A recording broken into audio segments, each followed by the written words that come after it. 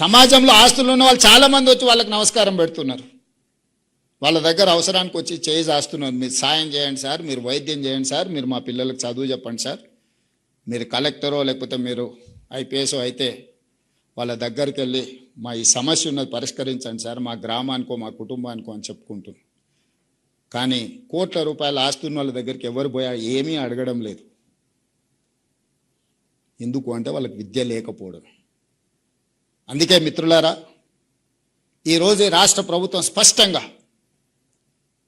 ఇల్లు, pension, assignment భూములు ఇవన్నీ మీ జీవితంలో సమూలమైన మార్పు వస్తుంది అని నేను ఆశించడం లేదు. అవన్నీ ప్రభుత్వం చేయాల్సిందే, చేస్తుంది.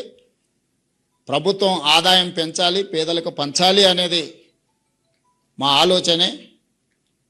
కానీ ప్రతి తరానికి ఇదే చేయాల్సిన పరిస్థితి. ఒక తరంలో నేను ఒక డాక్టర్నో, ఒక ఇంజనీర్నో, ఒక ప్రయోజకుని తయారు చేస్తే ఇంకా భవిష్యత్ తరాల కోసం ఈ ప్రభుత్వం వైపు చూడకుండా వాళ్ళని ఈ సమాజంలో సొంత కాళ్ళ మీద నిలబెట్టగలిగిన పరిస్థితి వస్తుంది. ఆ నిలబెట్టగలిగిన శక్తి మీ దగ్గరనే ఉంది. ఆ నిలబెట్టగలిగిన శక్తి ఇక్కడనే ఉంది, ఉపాధ్యాయుల దగ్గర ఉంది. బడ్జెట్ ఖర్చు పెట్టట్లేదా? పెడుతున్నాం. ఈ సంవత్సరం దాదాపుగా 30,000 కోట్లు బడ్జెట్లో 9% విద్య మీద ఖర్చు పెడుతున్నాం. ఈరోజు మీ ముందర నేను చెప్పదలుచుకున్నా, దాదాపుగా 27,50,000 మంది విద్యార్థులు తెలంగాణ రాష్ట్రంలో చదువుకుంటే ఒక్కొక్క విద్యార్థి మీద 1,08,000 కోట్ల రూపాయలు నా ప్రభుత్వం ఖర్చు పెడుతుంది. ఒక్క విద్యార్థి మీద రాష్ట్ర ప్రభుత్వం పెడుతున్న ఖర్చు 1,08,000 రూపాయలు ఈరోజు ఖర్చు అవుతుంది. నేను లెక్క తీసిన ఒక్కొక్క విద్యార్థి మీద నా ప్రభుత్వం ఎంత ఖర్చు పెడుతుందని. మరి 1,08,000 రూపాయలు నేను ఖర్చు పెట్టినప్పుడు ఆ పిల్లలకి ఎంత నాణ్యమైన విద్యను అందించాలనో మీరు ఒకసారి ఆలోచన చేయండి. ఇవాళ ప్రైవేట్ స్కూల్కు పంపించుకుంటే నెలకు 2,000 ఫీజు కట్టుకున్న తల్లిదండ్రులు వాళ్ళు పెడుతున్న ఖర్చు 24,000. ఒక మంచి ప్రైవేట్ స్కూల్కి పంపిస్తే కూడా వాళ్ళ తల్లిదండ్రులు బట్టలు, పుస్తకాలు ఇంకేమైనా పెట్టవచ్చు, ఇంకొక 24,000. యావరేజ్ 80 నుంచి 90% ప్రైవేట్ స్కూల్స్ ఆర్ ప్రైవేట్ కాలేజెస్కి వెళ్ళే అప్ టు 12th క్లాస్కి వెళ్ళే వాళ్ళకి సంవత్సరానికి 50,000కు మించి ఖర్చు పెడతలేం మనం, వాళ్ళ తల్లిదండ్రులు. కానీ తెలంగాణ రాష్ట్ర ప్రభుత్వం ఒక విద్యార్థి మీద 1,08,000 రూపాయలు ఈరోజు మనం ఖర్చు పెడుతున్నాం. మరి తల్లిదండ్రులు ప్రైవేట్కి ఎందుకు వెళ్తుండ్రు? ప్రైవేట్లోనే చేర్పించాలని ఎందుకు అనుకుంటుండ్రు? 27,000 ప్రభుత్వ పాఠశాలలు ఉంటే ఈ 3 సంవత్సరాలలోనే మన పిల్లలు పెరగడం మొదలుపెట్టి 2014 నుంచి ఎవ్రీ ఇయర్ డౌన్ఫాల్. ఇంతకుముందు యోగిత డేటా చూపిస్తుంది. ఎవ్రీ ఇయర్ 50,000, 60,000, 70,000 పిల్లలు dropouts from government schools. Last 4 years graph పెరగడం భారతదేశంలోనే, నాట్ ఓన్లీ ఇన్ తెలంగాణ. ఈ సంవత్సరం 1,00,000కు పైగా ప్రభుత్వ పాఠశాలల్లో ప్రైవేట్ స్కూళ్ళ నుంచి మానేసి లేదా పిల్లలు వచ్చి ప్రభుత్వ పాఠశాలల్లో చేరిండ్రు. 28వ స్థానం ఉన్న తెలంగాణ రాష్ట్రం విద్యలో 18వ స్థానానికి వచ్చింది 2 సంవత్సరాలు మీరు కష్టపడితే దేశంలో. నేను ఇప్పుడు మిమ్మల్ని అడుగుతున్నా, 2023 డిసెంబర్ కంటే ముందు మీరే టీచర్లు, ఇవే పాఠశాలలు మారలే, పిల్లలు మారలే, మా టీచర్లు మారలే. అంతకంటే ముందు 14 నుంచి 23 వరకు ఎవ్రీ ఇయర్ ఎందుకు డౌన్ఫాల్ చూసింది? 24 నుంచి 26 వరకు ఎందుకు అప్ ట్రెండ్ చూస్తున్నాం మనం? పొలిటికల్ ఎగ్జిక్యూటివ్ యొక్క అటెన్షన్, మా అటెన్షన్, మా ఫోకస్ ఎక్కడ ఉంటుందో మా యంత్రాంగం ఫోకస్ కూడా అక్కడనే ఉంటుంది. As a team leader I have to focus on certain things. Then only my chief secretary, my education secretary or my IT secretary will focus on that. నాకే ప్రాధాన్యత లేనప్పుడు నా దగ్గర ఉన్న సిబ్బంది, నాతో కలిసి పనిచేసే సిబ్బంది ఎందుకు వాటి మీద దృష్టి పెడతారు? ఈరోజు కొంతమంది అంటున్నారు, నిన్న మన కొందరు మాట్లాడుతూ ఉంటే తెలంగాణలో విద్యాశాఖకు పూర్తి స్థాయిలో మంత్రి లేడు, అర్జెంటుగా రేవంత్ రెడ్డి గారు పూర్తి స్థాయి మంత్రిని విద్యాశాఖకు నియమించాలని. నేను మిమ్మల్ని అడుగుతున్నా, పర్ఫామ్ చేసినందుకు నేను విద్యాశాఖ నుంచి తొలగాల? లేకపోతే నర్సరీ, ఎల్కేజీ, యూకేజీ ఇంట్రడ్యూస్ చేసి నర్సరీ నుంచి 12th క్లాస్ వరకు బ్రేక్ఫాస్ట్ ఇచ్చినందుకు నేను తొలగాలనా? లేదంటే 14 సంవత్సరాలు మీ ప్రమోషన్స్, మీ ట్రాన్స్ఫర్స్ లేకపోతే 23,000 మందికి ప్రమోషన్లు ఇచ్చి 30,000 పైగా టీచర్లను ట్రాన్స్ఫర్స్ చేసినందుకు విద్యాశాఖ మంత్రిగా నేను తొలగాలనా?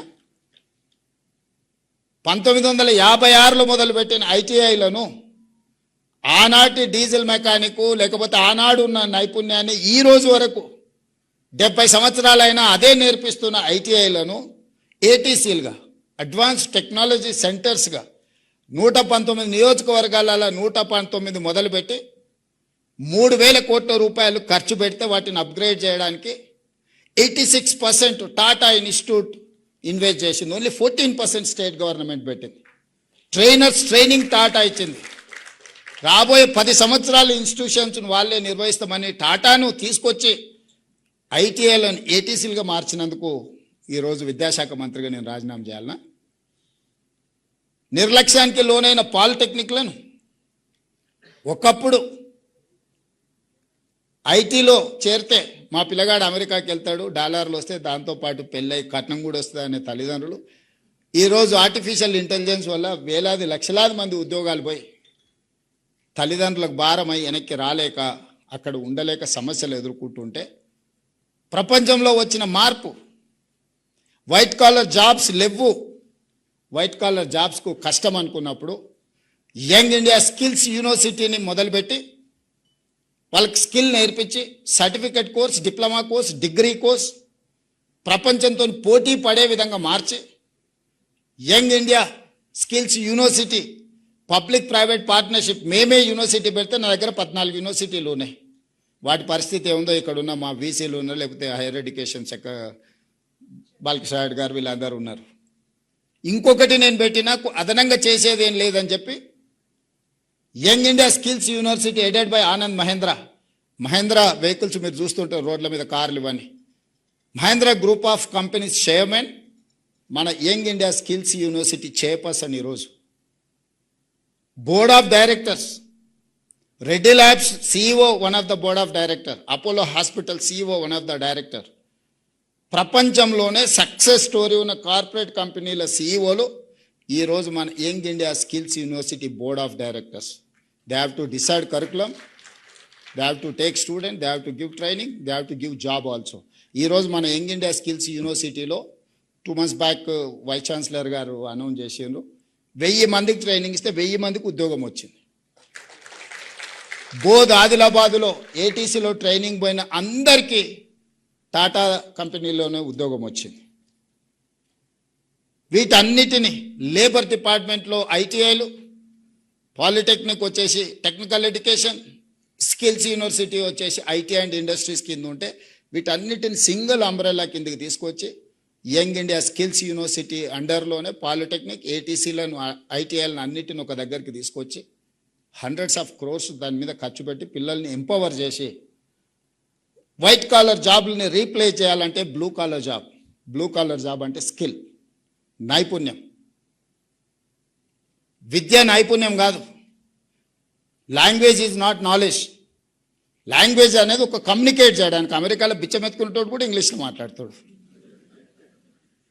చైనాలో ఇంగ్లీష్ వచ్చిన వాళ్ళు 10% కూడా వెళ్ళరు.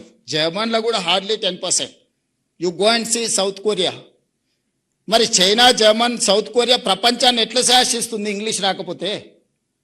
ప్రపంచాన్ని ఈరోజు ఒకవేళ చైనా గిన ఉన్న పలంగా నా అప్పు నాకు గట్టని అమెరికాని అడిగితే వాడు డబ్బులు కట్టలేక ఆ దేశాన్ని వాడికి ఇవ్వాల్సిన పరిస్థితి. అమెరికా క్యాష్ రిచ్ కాదు, చైనా ఇస్ క్యాష్ రిచ్. చైనాకున్న అప్పు అమెరికా కట్టాలంటే వాడి దగ్గర డబ్బులు లేకపోతే వాడి దేశాన్ని తీసి వాడికి అప్పచెప్పాలి. ఊర్లలో అప్పుడప్పుడు మనం భూమి ఇల్లు పెట్టి అప్పు తెచ్చుకుంటే కట్టలేక ఇల్లు భూమి వానికి అప్పులోనికి ఇస్తాం కదా పటానికి. అట్లా అమెరికా దేశాన్ని చైనాకి ఇవ్వాల్సిన పరిస్థితి. అందుకే ఎవరు ఏది మాట్లాడినా, ఎవరు ఏం చెప్పినా 25 సంవత్సరాలు మనం అమెరికా వైపు చూసినాం. చాలా నేర్చుకున్నాం, చాలా సంపాదించినాం, చాలా గుర్తింపు వచ్చింది. ఇక అమెరికా అనేది మనకు అంత గొప్ప అవకాశాలు ఇచ్చే దేశం కాదు. ఇప్పుడు మనం ఫోకస్ షిఫ్ట్ చేయాల్సిన జర్మనీ మీద, జపాన్ మీద, సౌత్ కొరియా మీద, సింగపూర్ మీద, చైనా మీద. ఈరోజు కోట్లాది ఉద్యోగాలు ఉపాధి అవకాశాలు ఆ దేశాలలో ఉన్నాయి. మనం జర్మనీ నేర్చుకోలే, జపనీస్ లాంగ్వేజ్ నేర్చుకోలే, కొరియన్ లాంగ్వేజ్ నేర్చుకోలేదు. ఈ లాంగ్వేజ్ కొంచెం కొంచెం వచ్చినా మనకు సాంకేతిక నైపుణ్యం ఉంటే లక్షలాది రూపాయల జీతం ఇచ్చి మనల్ని ఈరోజు ఉద్యోగం ఇవ్వడానికి ఆ దేశాలు మన కోసం ఎదురు చూస్తున్నాయి. అందుకే ఈరోజు నర్సరీ నుంచి 12th వరకు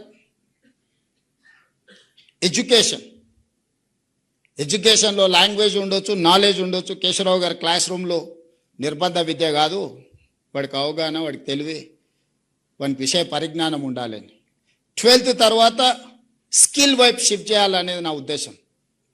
అప్ టు 12th వరకు ప్రపంచం పట్ల సంపూర్ణమైన అవగాహన ఉండాలి. ఈ సంపూర్ణమైన అవగాహన ఇచ్చే టూలే మీరు ఇవ్వకుంటే అది జరగదు. ఈరోజు ప్రైవేట్లో 11,000 పాఠశాలలు ఉంటే 33 లక్షల మంది స్టూడెంట్స్ ఉన్నారు. ప్రభుత్వంలో 27,000 పాఠశాలలు ఉంటే మన దగ్గర 27 లక్షల మంది స్టూడెంట్స్ ఉన్నారు. ప్రైవేట్లో 11,000 పాఠశాలల్లో 33 లక్షల పిల్లలకు చదువు చెప్పగలిగినప్పుడు మన 27,000 పాఠశాలల్లో ఎంతమంది పిల్లలకు మనం చదువు చెప్పొచ్చో మీరే ఆలోచన చేయండి. రెండవది, అప్పుడప్పుడు కొన్ని రిఫార్మ్స్ మీద మాట్లాడినప్పుడు మా ఉపాధ్యాయ సంఘాలు నా మీద కోపంగా మాట్లాడుతారు. నేను సంఘాల అధ్యక్షులకు ఒక మాట చెప్పదలుచుకున్నాను. మీ సమస్యలన్నీ నాకు వదిలేయండి. ఉపాధ్యాయ సంఘాలు ఏ సమస్యల మీద అయితే కొట్లాడుతున్నారో మీరు అడగకుంటేనే మీ సమస్యను పరిష్కరించే బాధ్యత నేను తీసుకుంటా. మీరు ఏది అడగాల్సిన పని లేదు, మీ ఇంటికి పంపిస్తా.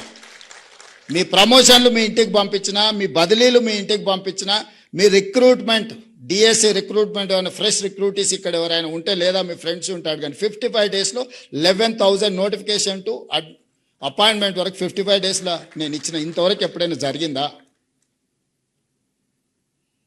ఈ ప్రభుత్వం మీది కాబట్టి మీకోసం పనిచేస్తుంది. మీ సమస్యల పూచి నాది.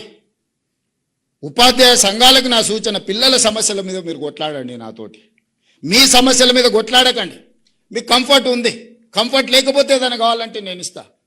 నెక్స్ట్ 3 years ఆర్ 5 years ఒక పంచవర్ష ప్రణాళిక పెట్టుకొని ఒక 5 ఏళ్లలో ఈ ఎడ్యుకేషన్ సిస్టమ్ని మేము మారుస్తాము, ఆదర్శంగా నిలబెడతాము. ఈ దేశంలోనే కాదు ప్రపంచంలో ఉండే దేశాల నుంచి వచ్చి మా ఇన్స్టిట్యూషన్స్ చూసే విధంగా మేము మారుస్తాము.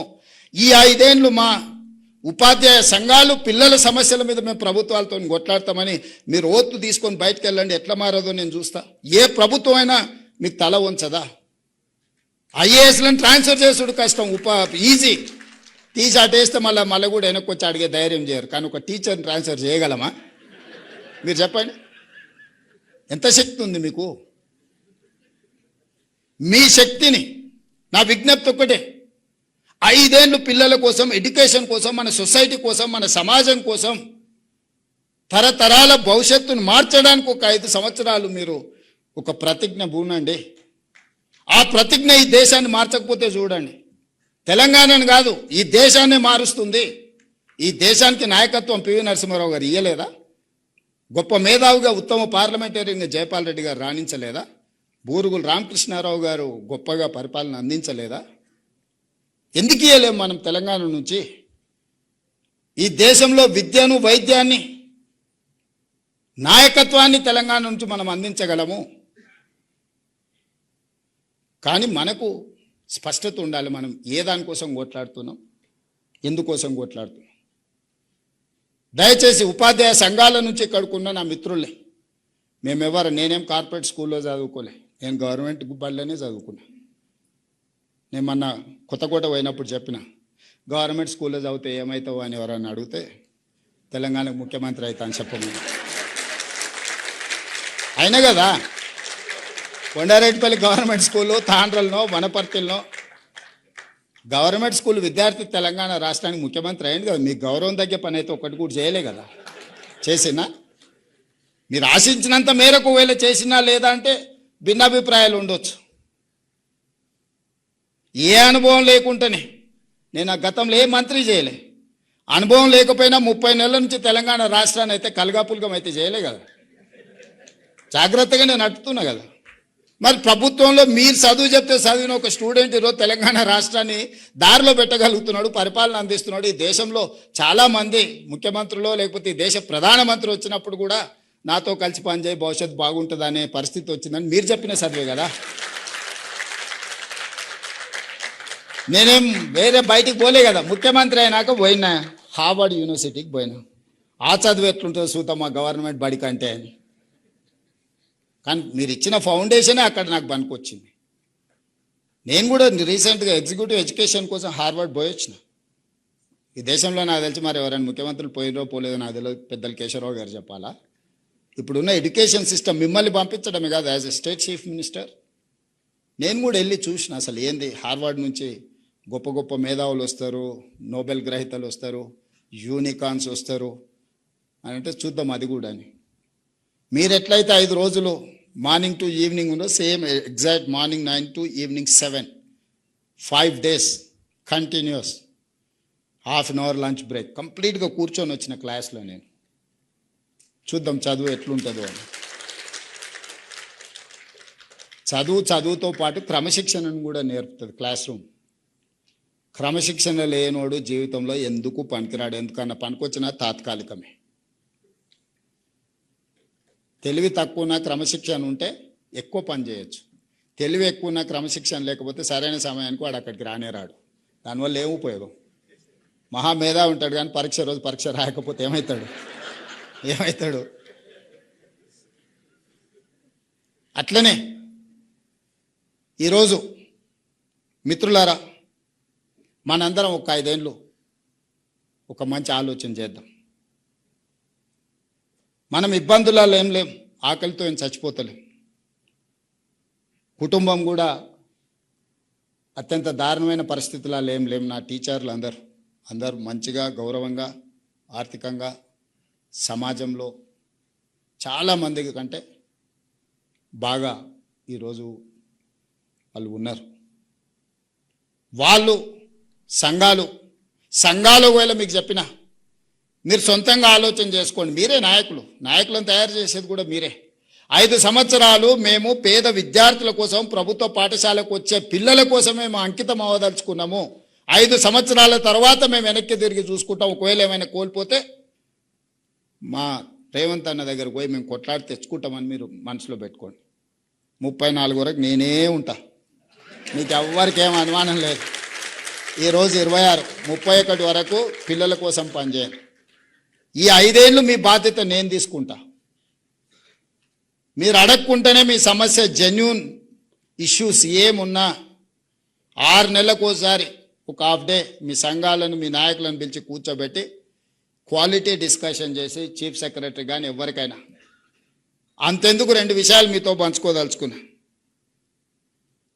జనవరి 2024 1 తారీఖు కంటే ముందే 1 తారీఖు మీ జీతాలు వచ్చినాయి. గుండెల మీద చేసుకొని చెప్పండి.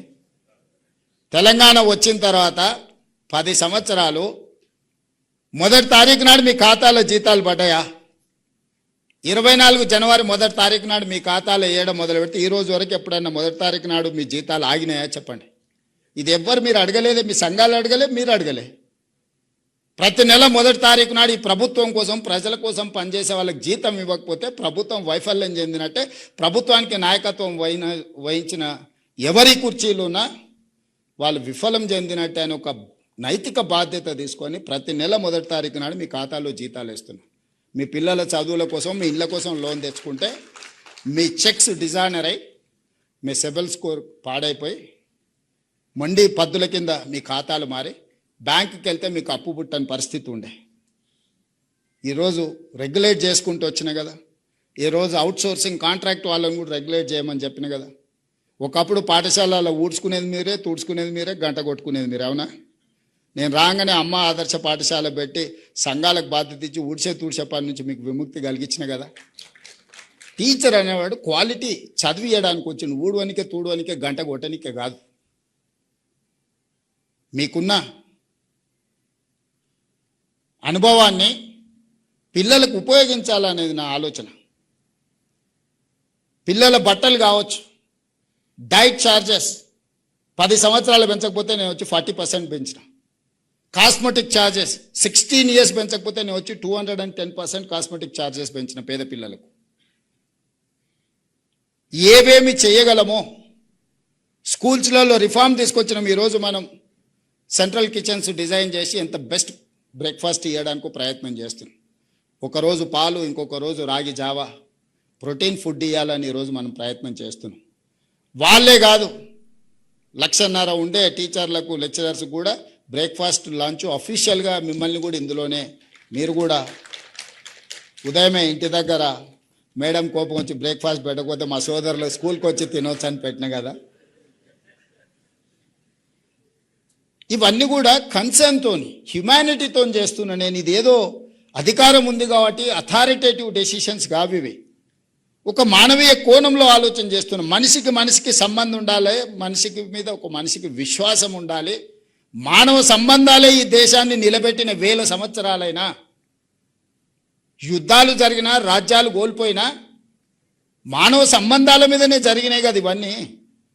అభివృద్ధి చెందిన దేశాలు ఏవైనా ఉన్నాయంటే, మానవ సంబంధాలు లేని దేశాలు ఏవైనా అభివృద్ధి చెందినా అవి నిలబడ్డాయా? ఈరోజు మానవ సంబంధాలను పునరుద్ధరించాలి. విద్యార్థులకు టీచర్ల మీద గౌరవం ఉండాలి, విద్యార్థులకు తల్లిదండ్రుల మీద ప్రేమ ఉండాలి. ఈ హ్యూమన్ కనెక్టివిటీ కోసం నేను చేస్తున్న ప్రయత్నం. ఒకప్పుడు మేము 7 మంది అన్నదమ్ములో ఒక సిస్టర్, 2-3 రాత్రికి ఇంటికి వచ్చిన రాకపోయినా మా అమ్మకి ఏదో పిల్లగాడు రేపు వస్తాడులే అనుకునేది. ఇప్పుడు మీకు ఉన్నది ఒకడే పిల్లగాడు, వాడు 5 నిమిషాలు రాకపోతే మీరు ఎంత హైరాణ పడుతున్నారో మీరు చూస్తలేరా? 2 పిల్లలు రేర్. 90% మేమిద్దరం మాకొక్కరు అనే స్లోగన్ వచ్చింది. మరి ఆ పిల్లల మీద మనం ఇంత ఫోకస్ పెడుతున్నప్పుడు వాడిని తీసుకొని పోయి హాస్టల్లో వేసినాం అనుకో, హాస్టల్లో పిల్లల్ని జమ చేసిన తర్వాత ఇంట్లో చిన్న చిన్న సమస్యలు కూడా భార్యాభర్తల మధ్యలో మనస్పర్ధలు తీసుకొస్తాయి. పిల్లలు ఉంటే kids and pets are stress busters. పిల్లలు మానసికంగా మనల్ని ఉత్తేజపరుస్తారు. పిల్లలు ఉండడం వల్ల భార్యాభర్తల మధ్యలో కీచులాటలు తక్కువ ఉంటాయి. ఇంటి ఆయన కూడా సాయంత్రం తొందరగా ఇంటికి వస్తాడు. అదే పిల్లల్ని హాస్టల్లో వేస్తే ఏదో ఒక ఇష్యూ చిన్నదో పెద్ద అంతా నేనైతే మిడిల్ క్లాస్, 90% మీరు ఉన్న వాళ్ళు అందరూ మిడిల్ క్లాసే. సూపర్ రిచ్ ఉన్న వాళ్ళ కిడ్స్ పేరెంట్స్ గురించి నాకు తెలియదు, కానీ మిడిల్ క్లాస్లో ఏముంటుంది మనకి? ఇంటికి వస్తే ఏదో చిన్నది టీవీ ఆన్ చేయలేదనో, ఆన్ చేసిందనో, ఏదో అడుగు ఇచ్చిరానో, ఇయ్యలేదనో, అక్కలు ఈటీవో మాటీవో అని అంటే మనం ఏదో స్పోర్ట్స్ పెట్టమనో లేకపోతే సినిమా పెట్టమనో, ఇంతనే చెప్పారు. భార్యాభర్తల మధ్యలో 90% ఇవే ఉంటాయి. మీరు చూడండి, మీరు ఇంటికి పోయి రాసుకోండి ఒక నెల మొత్తం ఎందుకు కొట్లాడారు. ఇంతమించి ఏముంటుంది? ఏమో మనకేమో 100 ఎకరాల భూములు ఉన్నాయి, దాన ధర్మాలు చేస్తున్న దాని మీద కొట్లాడతామా, లేకపోతే వజ్రాలు ఉంటే రోడ్డు మీద ఇసిరేస్తున్నాం అని కొట్లాడుకుంటా ఏముంటుంది?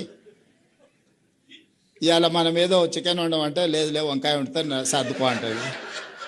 నేనేదో చికెన్ తినాలంటే ఆదివారం నువ్వు వంకాయ వండుతా అంటావు. ఆమె అంటే కోడి లేదు పోయి తేవాలంటే కష్టం, ఇంట్లో వంకాయ వండి పెడతా అంటుంది. ఇదే పెద్ద సమస్యకు దారితీస్తుంది. ఇవన్నీ కూడా మధ్యతరగతిలో ఉండే చిన్న ఈ సమయంలో పిల్లలు మనతో ఉంటే వీటన్నిటిని కూడా తగ్గించుకోవచ్చు.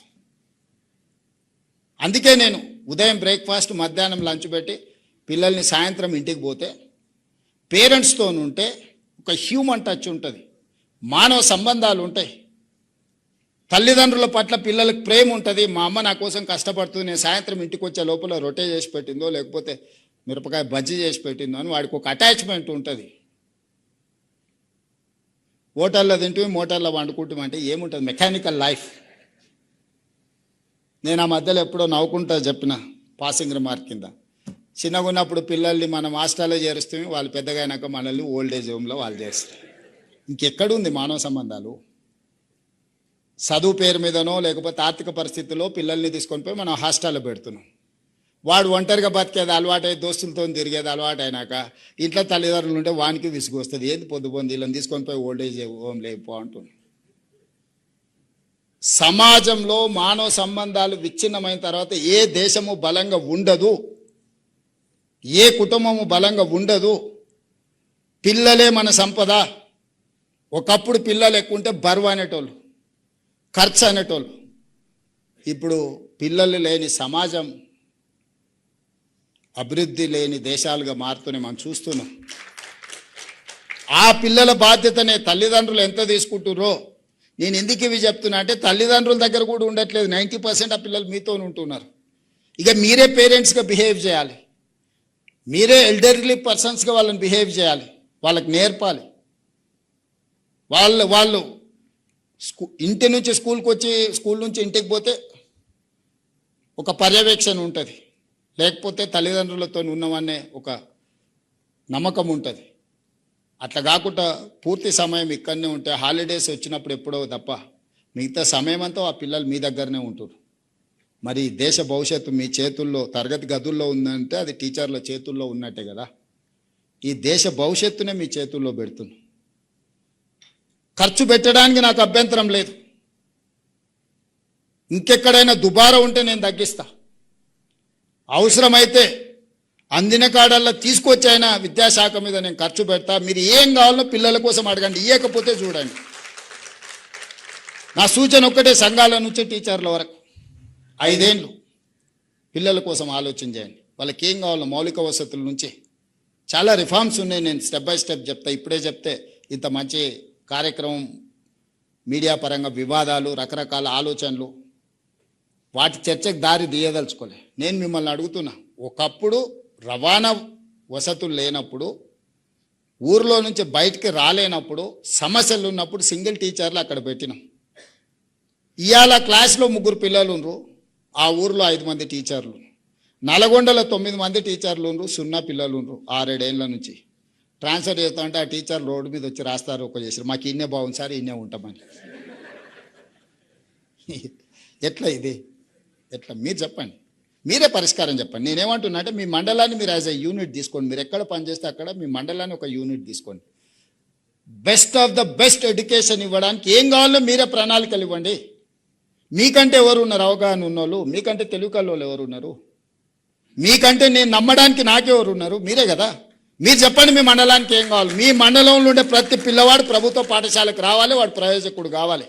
వాడికి ఏం కావాలో మీరు ఈచ్ మండల్ మీరు ఒక కార్యాచరణ ఇవ్వండి. అదే మేనిఫెస్టో. What is manifesto? ఈడ కూర్చొని నేను ఎందుకు, కింద నుంచి మీరు ఇవ్వండి. పైనుంచి నేను ఇచ్చే విధానం ఈ 70 ఏళ్ళు జరిగింది. ఇప్పుడు మార్చండి దీన్ని.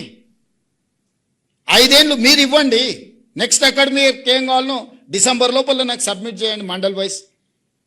క్లాస్లో 30 మంది, ఇప్పుడు మీరు ఇంతమంది ఉన్నారు కాబట్టి నేను మాట్లాడగలుగుతున్నా ఎఫెక్టివ్గా. నాకు కూడా ఒక కాన్ఫిడెన్స్ ఉంది. ముందర మీరు ఎవ్వరు లేరు, వేదిక మీద నేను 5రే ఉన్నానికి ఎవరిని చూసి మాట్లాడాలి నేను? మీరు కూడా క్లాస్లో 30 మంది పిల్లలు ఉంటే చెప్పే చదువు వేరు, 3 పిల్లలు ఉంటే మీరు చెప్పే చదువు వేరు. ఇక్కడ నా ప్లేస్లో మీరు ఊహించుకోండి, మీ క్లాస్లో ఉన్న 30 మంది పిల్లలే మీ ఉత్ప్రేరకాలు. మిమ్మల్ని ఉత్తేజపరిస్తే మీరు చెప్పేటప్పుడు ఆ పిల్లల ఫేసులో అర్థమయ్యేదాన్ని బట్టి మీకు ఒక మోటివేషన్ ఉంటుంది. 1, 2, 3 పిల్లలు, 5 క్లాసులు ఉంటే ఒకటే టీచర్ 5 క్లాసుల పిల్లల్ని ఒక రూమ్లో ఎట్లా చెప్పాలి? మీరే చెప్పండి. మీ ప్రాక్టికల్ ప్రాబ్లం కదా. ఒక సింగిల్ రూమ్ ఉంటుంది, 1 నుంచి 5వ తరగతి వరకు ఉంటుంది, టీచర్ ఒక్కడే ఉంటాడు. 1వ తరగతి ఆడే కూర్చునే, 2, 3, 4, 5 ఆడనే కూర్చుని ఎవరిని చదువు చెప్పాలి, ఎవరికి వినిపించాలి, ఏం చెప్పాలి? మీరు వాళ్ళని రూమ్లో కూర్చోబెట్టి కట్టుతో 2 దెబ్బలేసే వరకే సాయంత్రం అయింది. అందుకోసమని ఒక మండలిని ఒక క్లస్టర్గా తీసుకోండి. నేను మా ఎడ్యుకేషన్ సెక్రటరీ గారికి నికోలస్కి నేను ఆదేశాలు ఇస్తున్నా. ప్రతి మండలం నుంచి టీచర్లను ఎంపవర్ చేయండి. ఆ మండలానికి బెస్ట్ ఎడ్యుకేషన్ ఇవ్వడానికి ఏం కావాలనో టీచర్ల నుంచే మీరు ప్రతిపాదనలు తీసుకోండి. డిసెంబర్ లోపల మీరు అన్ని దగ్గరలోకి వెళ్ళి మండలాలలో వాళ్ళు ఏం ప్రక్షాళన కోరుకుంటున్నారు, ఏం వెసులుబాటు కోరుకుంటున్నారు, ఏం ఇన్ఫ్రాస్ట్రక్చర్ కోరుకుంటుండ్రో డిజైన్ చేయండి. వచ్చే అకాడమిక్ ఇయర్లో అదే ఇంప్లిమెంట్ చేద్దాం. డిసెంబర్లో నాకు వస్తే నాకు ప్రణాళికలు వేసుకోవడానికి ఉంటుంది, అమలు చేయడానికి ఉంటుంది. మీరు ఆలోచన చేసుకోవడానికి ఇక్కడ నుంచి 4 నెలల సమయం ఉంది, 120 రోజులు ఉంది మీకు. మీ మండలంలో ఏం చేస్తే, ఏ రకమైన విద్యను అందిస్తే, ఏ రకమైన మౌలిక వసతులను అందిస్తే బెస్ట్గా మీరు పర్ఫామ్ చేయగలుగుతారు, బెస్ట్ రిజల్ట్ తీసుకొస్తారు, మీరు నిర్ణయించుకోండి. మీకేం కావాలో చేసే బాధ్యత నాది. నన్ను అడగండి, ఇది నేను ఇట్లా చేస్తే అట్లా చేస్తే దాన్ని ఎట్లా చేయాలనేది వదిలేసేయండి. మీరే చెప్పండి. మీరు చెప్పింది నేనంటే 5 సంవత్సరాలు మీరు ఇచ్చిన సూచనలు mandal wise as a cluster, ఆ మండలంకి ఏం కావాలో మండలం ఉండే టీచర్లు అందరూ కూర్చోండి. ఎన్ని స్కూళ్ళు ఉన్నాయి, ఎంతమంది పిల్లలు ఉన్నారు, ఎంతమంది టీచర్లు, మీకు కూడా ఒక దగ్గర నుంచి ఒక రిమోట్ ఏరియాకి ట్రావెల్ చేయడానికి మీకు పడుతున్న ఇబ్బంది, మళ్ళీ ఈవినింగ్ రిటర్న్ రావాలంటే ఇబ్బంది, ఒకవేళ మీకు ఆ ఊర్లో ఉందామన్న వసతులు లేకపోవడము, జాయింట్ ఫ్యామిలీ ఉన్నప్పుడు కుటుంబంతో కలిసి ఉండాలంటే ఆ ఊర్లో మీకు పరిస్థితులు లేకపోయి ఉండొచ్చు, ఇంటెన్షనల్లీ బయట ఉండాలని ఉండదు, అక్కడ ఏమీ లేకపోవడం వల్ల మనం కొంచెం దూరంగా ఉంటాం. దూరంగా ఉంటే ఓ రోజు పోవడానికి కష్టమైతే, ఓ రోజు రావడానికి కష్టమైతే, ఓ రోజు బస్సు వస్తుంది, ఓ రోజు బస్సు రాదు, రోజు కారులో పోతే జీతం అంతా కార్కే అవుతుంది, మళ్ళీ ఇల్లు ఎట్లా నడవాలి. అందుకోసమని మండలాన్ని ఒక యూనిట్గా తీసుకొని ఆ మండలంలో మీరు చూసి వచ్చారు. ఇప్పుడు ఫిన్లాండ్లో మీరు ఒక సిస్టమ్ చూసారు, జర్మనీలో ఇంకొక సిస్టమ్ చూసారు. లేదా ఈరోజు ప్రపంచ పరిజ్ఞానం అంతా మన గుప్పెట్లోనే ఉంది. నెట్ అండ్ ఇంటర్నెట్ అండ్ మన మొబైల్లోనే 90% మనం తెలుసుకోవడానికి ఉంది.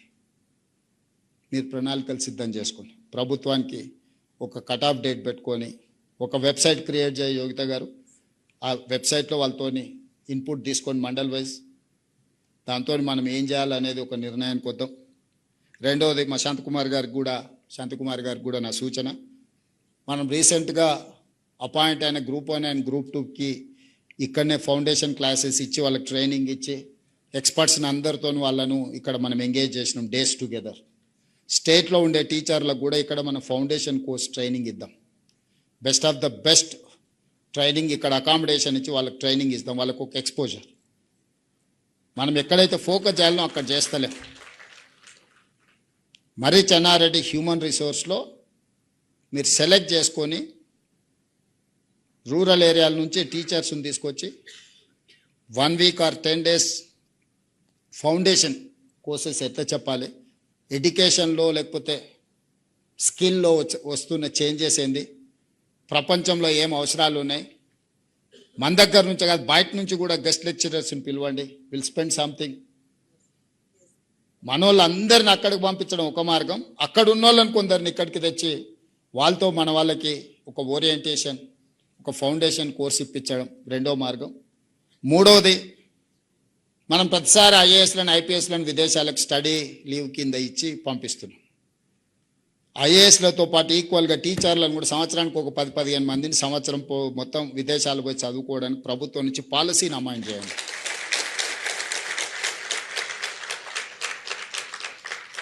ఐఏఎస్ ఐపీఎస్ ఇక్కడికి వచ్చిన తర్వాత నాకు అవసరం ఉంది, నాకు బాటంలో అవసరం ఉన్నది teacher. On par with civil servant, I wanted to send my teachers to abroad. That may be US, best of the best university. ఎక్కడ అడ్మిషన్ వస్తే అక్కడ ఫీజు కట్టి చదివిద్దాం.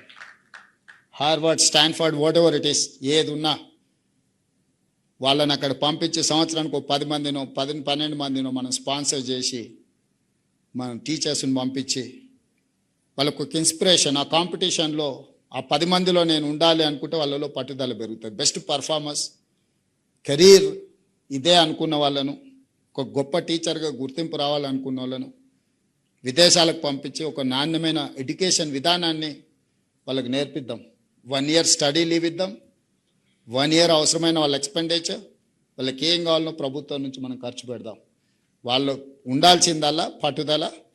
ఈ ప్రభుత్వ పాఠశాలలో చదువుకునే పిల్లలకు ఒక దిశ నిర్దేశం చేసే విధానాన్ని మన సిస్టంలో మనం కరెక్ట్ చేసుకుందాం. ఎందుకంటే మనం జాబ్ ఇస్తున్నాం, వదిలేస్తున్నాం వాళ్ళని. వాళ్ళు చేసిండ్రా చేయలేదా, వాళ్ళ అవసరాలు ఏమున్నాయి, వాళ్ళ కష్టాలు ఏమున్నాయి, వాళ్ళు ఫర్దర్గా ఏమన్నా చదువుకోవాలనుకుంటురా మనం ఎప్పుడు మన ప్రాధాన్యతలో లేదు. ప్రాధాన్యతను తిరగరాయండి. నాకు ఫౌండేషన్ బలంగా ఉంటే ఎన్ని ఫ్లోర్లు అయినా కడతా, అదే చక్కగా లేకపోతే పైన ఏం కడతానే.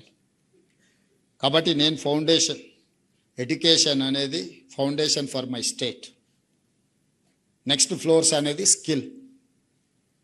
These 2 are 2 eyes for me. జనరల్గా ఏదో చెప్పేసినాం, స్కూల్కి పంపించినాం, సర్టిఫికేట్ ఇచ్చినాం, సంవత్సరానికి 1,10,000 మంది ఇంజనీరింగ్ గ్రాడ్యుయేట్ సర్టిఫికేట్ తీసుకొని వస్తారు. మీరు ఆ పిల్లలకి అప్లికేషన్ ఇచ్చి వాని ఉద్యోగం కోసం అప్లికేషన్ ఫిలప్ చేయమని నేను కాదు, మీరు టీచర్లకు మీకే చెప్తున్నాను. మీరు వాళ్ళని పిలిచి ఇంజనీరింగ్ సర్టిఫికేట్ తీసుకొని వచ్చి మీరు చదువు చెప్తున్న ఊరిలో ఉన్న పిల్లలు పిలిపించి ప్లెయిన్ పేపర్ ఇచ్చి ఒక జాబ్ కోసం అప్లికేషన్ ఫిలప్ చేయమని. ఇది క్రిమినల్ వేస్ట్.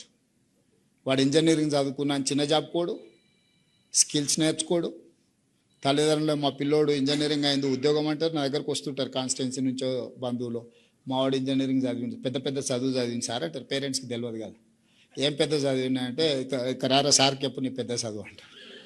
సరే ఏం చదివినా అంటే ఏదో కాలేజీలో ఇంజనీరింగ్ ఏదో చదివినా అంటాడు. ఓకే ఫైన్, ఏంద్రా ఎక్కడుంది ఉద్యోగం అంటే నాకేం తెలుసు సార్ అని. మరి నాకేంటి తెలుసు సార్ అంటే, నీ దగ్గర ఇంతమంది ఐఏఎస్లు ఉన్నారు కదా సార్, వాళ్ళని అడిగితే చెప్తాడు అంటాడు.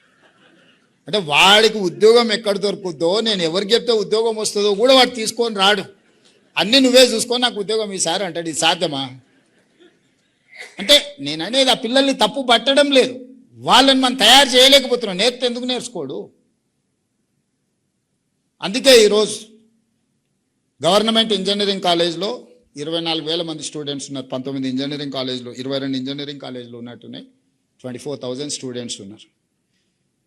First 2 years in basic education what ever local, next 2 years వాళ్ళ స్కిల్ ఏర్పడడానికి, విదేశాలకు పంపించడానికి ఈ పిల్లలు ఎవరెవరు ఉన్నారో, ప్లస్ అంబేద్కర్ ఓపెన్ యూనివర్సిటీలో జర్మన్ ఈ లాంగ్వేజెస్ మీద కూడా మనం పెడుతున్నాం. క్లియర్గా ఆ పిల్లలకి లాంగ్వేజ్ నేర్పి వాళ్ళకు ఇంజనీరింగ్ కాలేజ్ గవర్నమెంట్లో చదువుకుంటే ఉద్యోగం వస్తుందనే నమ్మకం, సొంతంగా ఉపాధి చేసుకోగలుగుతాం అనే నమ్మకం కలిగించేటట్ల ఇంజనీరింగ్ కాలేజీలను కూడా మనం ప్రక్షాళన చేయాలి. మన ఓరియంటేషన్ మారినంత వరకు ఇది మారదు. As a political executive I have to take responsibility. అందుకే ఈరోజు విద్యాశాఖ నా దగ్గర పెట్టుకున్నా. చాలామంది గతంలోనైనా సాగునీరు పెట్టుకున్నాడు, 80,000 పుస్తకాలు చదివాడు, కాళేశ్వరం కట్టాడు, 3 ఏళ్ళ కూలేశ్వరం అయింది. నేనేం తీసుకోలేదే, అది రెవెన్యూ ఏం తీసుకోలేదు. అంతకుముందు రెవెన్యూ వాళ్ళ దగ్గర ఉన్నాడు, రెవెన్యూ నా దగ్గర లేదే, ఫైనాన్స్ నా దగ్గర లేదే, ఐటీ అండ్ ఇండస్ట్రీస్ నా దగ్గర లేదే. ఏం తీసుకున్నా? నేను విద్యాశాఖ తీసుకున్నా. రోజు తిట్లు తినాలి, కానీ ఆ తిట్లు పడకుండా ఉండాలంటే కాపాడాల్సింది మీరే. లేదు అంటే మీరు అందరు కలిసి తీర్మానం అనేది చేరి ఎవరికన్నా ఇస్తాం, మీరు కోరుకున్న వాళ్ళకి ఇస్తా శాఖ. నేను ఒక ప్యాషన్తో దీని మీద దృష్టి పెడుతుంది. ఇది అంత ఈజీ కాదు, వీళ్ళకి ఎవ్వరికి ఓట్లేదు. ఓట్లు ఉండే దాని మీద లీడర్కి ఎక్కువ ఆసక్తి ఉంటుంది వెంబడే. కానీ నేను ఓట్ల కోసం ఆలోచన చేస్తలేను. దేవుడు 2006లో జిల్లా పరిషత్ మెంబర్గా నాకు అవకాశం ఇస్తే 17 సంవత్సరాలలో తెలంగాణ రాష్ట్ర ముఖ్యమంత్రిని చేసింది. మీరందరు నాకు అండగా నిలబడితే వచ్చింది. దీంట్లో ఇంతకంటే అవ్వడానికి కూడా ఏం లేదు, ఇంతకంటే నా కోరికలు కూడా లేవు. కానీ వచ్చిన దాంతో నా పిల్లలకి ఏదైనా చేయాలి. నేను ఎక్కడి నుంచి వచ్చినో అక్కడుండే పిల్లల గురించి నేను ఆలోచన చేస్తున్నాను. నా బాధ, నా తాపత్రయం, నా పట్టుదల. ఏ మారుమూల గ్రామం నుంచి అయితే నేను వచ్చినో అలాంటి గ్రామాలే 12,000 ఉన్నాయి తెలంగాణ రాష్ట్రంలో. 12,000 గ్రామాలలో రేవంత్ రెడ్డిలు ఉన్నారు. కానీ వాళ్ళకి అవకాశం వచ్చో రాకనో ఓరియంటేషన్ లేకపోవడం వల్లనే నష్టపోతున్నారు. ఆ పిల్లలకు మంచి భవిష్యత్తు ఇవ్వాలనేదే నా ఉద్దేశం, అంతకుమించి నాకేం లేదు. అందుకే నేను నర్సరీ నుంచి మొదలుపెట్టిన. వాడు ఓటు వచ్చేది ఎప్పుడు, నాకు వేసేది ఎప్పుడు. నేనేం ఓట్ల గురించి ఆలోచన చేయట్లేదు మిత్రులారా. నేను బాధ్యత గురించి, చాలామంది అధికారం కోసం కొట్లాడతారు. నేను అధికారం ఎక్కడైతే ఉంటుందో బాధ్యత ఉండాలని నేను భావిస్తా. నేను ఈరోజు నా బాధ్యతను నిర్వహించాలనుకుంటున్నాను. మిమ్మల్ని అందరిని ఫిన్లాండ్ పంపించిన అంటే అది ఒక బాధ్యత అనుకున్నా. నేను ప్రపంచంలో ఏం జరుగుతున్నాయో, ప్రపంచంతో పోటీ పడాలంటే ప్రపంచంలో ఏముందో మనం తెలుసుకోవాలి కదా. గతంలో మనమే మన ప్రభుత్వ ఉద్యోగం, మనము teacher, police constable, RTC driver, ఇదే దానికి పోటీ పడ్డాం 30 ఏళ్ళ కింద. దానికి ఇక్కడిక్కడ చూస్తే సరిపోయింది. ఆ తర్వాత కొంచెం సివిల్ సర్వెంట్స్ కింద జాతీయ స్థాయిలో పోటీ పడ్డాం. దాని మందం ఇక్కడ కాకపోతే కోచింగ్ సెంటర్ ఢిల్లీకి పోయొచ్చారు. ఇప్పుడు మీరు అందరూ మన పిల్లల్ని ప్రపంచంతో పోటీ పడేటట్టు తీర్చిదిద్దాలంటున్నారు. మరి ప్రపంచాన్ని కూడా మీరు చూడాలి కదా. మీదైన కోణంలో చూసినప్పుడు, మీ అవగాహనతోని ప్రపంచాన్ని గమనించినప్పుడు మీరు ఆటోమేటిక్గా చెప్తారు. నేను చెప్పాల్సిన పని లేదు. Muscle memory is very important. మనము ఈత కొట్టేది నేర్చుకుంటాం చిన్నప్పుడు. 20 ఏళ్ళ తర్వాత కొట్టం. సడన్గా నీళ్ళలో వాడు కొట్టుకోబోతుంటే తెలియకుండానే ఈత కొడతాం. డ్రైవింగ్ మనం నేర్చుకుంటూ స్థాయి వచ్చినాక డ్రైవర్ని పెట్టుకుంటాం. కానీ అత్యవసరం ఉన్నప్పుడు ఆటోమేటిక్గా బండి ఎక్కితే తోలుతూనే ఉంటాం.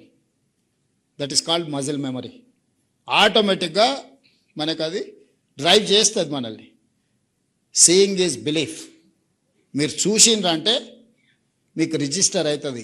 వారం రోజులు మీరు అక్కడ పోయి యాక్టివిటీలో పాల్గొంటే ఆటోమేటిక్గా మీ మైండ్ మిమ్మల్ని డ్రైవ్ చేస్తుంది. పొద్దున్న నిద్రలు ఇవ్వగానే అరే మా దేశంలో ఆ పిల్లలకు అంత బాగుంది, నేను కూడా స్కూల్కి పోతే కొంతనైనా పిల్లలకు చెప్దామనేది వస్తుంది.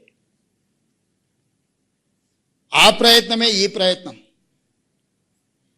అందుకోసమే మిమ్మల్ని అందరిని పిలిచి మీతోని కొంత సేపు సమయం గడిపి మీ ఆలోచనలు విని నా ఆలోచనలు పంచుకొని మనందరం ఇక్కడి నుంచి లేచి బయలుదేరే ముందు దీక్ష తీసుకొని బయలుదేరుతాం. ఈ సమాజానికి, ఈ పిల్లల కోసం ఏదైనా చేద్దాం. ఈ పిల్లలకు చేస్తే వాళ్ళే ఇంకా నెక్స్ట్ ఏం చేయాలని వాళ్ళు చేస్తారు. మీరందరూ ఇక్కడ మనం చర్చించుకున్న అంశాలన్నిటి పట్ల 100% కాకపోయినా 60% అని ఒప్పుకుంటారు కదా, ఒప్పుకుంటారా? 60% మీరు ఒప్పుకుంటే నేను ఫస్ట్ క్లాస్లో పాస్ అయినట్టు, 75% మీరు ఒప్పుకుంటే డిస్టింక్షన్ వచ్చినట్టు.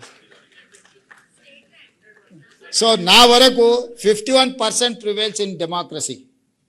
51% వచ్చేసి 100. అంటే ప్రభుత్వం ఏర్పాటు చేయాలంటే నాకు 60 కావాలి. 60 వస్తే ప్రభుత్వం 100%, 59 వస్తే గుండుసున్నా.